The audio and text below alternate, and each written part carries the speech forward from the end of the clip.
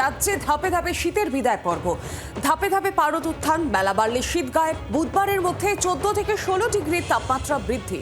সরস্বতী পুজো পর্যন্ত হালকা শীতের আমেজ বজায় থাকবে। জেলার ক্ষেত্রেও তাপমাত্রা বাড়বে সোমবার থেকে।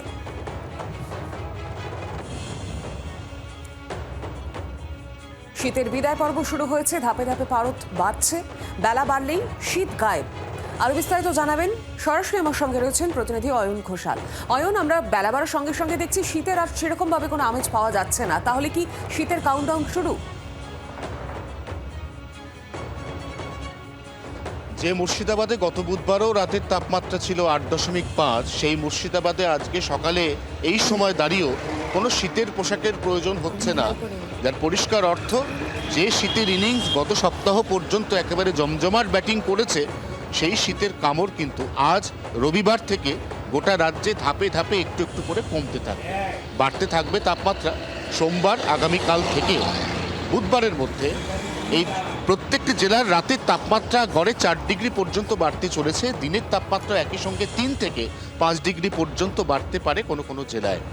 এরপর সরস্বতী পুজোর আগের রাতে সামান্য পারদ পতন হবে এবং সেই পারদ পতনও খুব একটা শীতের আমেজ ফিরিয়ে আনতে পারবে এমনটা নয়। আর তারপর থেকে তো একেবারেই পারদ পতনের কোনো পূর্বাভাস নেই, যার অর্থ এই জানুয়ারি মাসের 26-27 তারিখের পর থেকেই খুব রাতে বা ভোরের দিকে সামান্য শীতের একটা পরশ থাকলেও দিনের বেলাতে রীতিমতো উষ্ণতার অনুভূতি আসবে। এই অবস্থায় ফেব্রুয়ারি মাসের একেবারে প্রথম সপ্তাহ থেকে ধাপে ধাপে আনুষ্ঠানিকভাবে শীতের সম্পূর্ণ বিদায়। এরপর ভোরে এবং রাতের দিকেও যে হালকা শীতের আমেজ, সেই আমেজটাও আর পাওয়া যাবে না ফেব্রুয়ারি থেকে।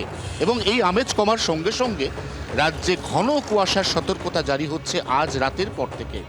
আজ ইতিমধ্যেই হুগলি, হাওড়া, নদিয়া, উত্তর 24 পরগনাতে ঘন কুয়াশার চাদর।